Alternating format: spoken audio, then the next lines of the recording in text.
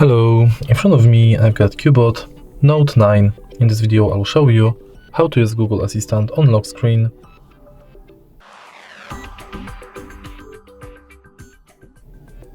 In the beginning, let's enter Google app,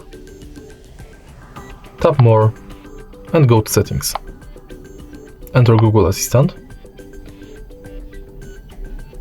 go to Voice Match and enable Hey Google function.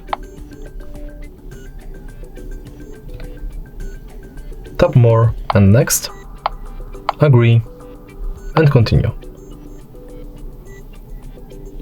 Let's try it out. Hey Google. Now that we are sure it's working, let's go back, enter lock screen and also make sure that this function is enabled.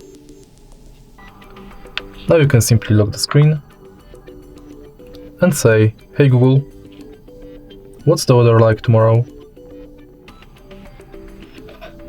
There will be thunderstorms with a high of 79 and a low of 64. And that's it. If you find this video helpful, please leave a like, comment and subscribe.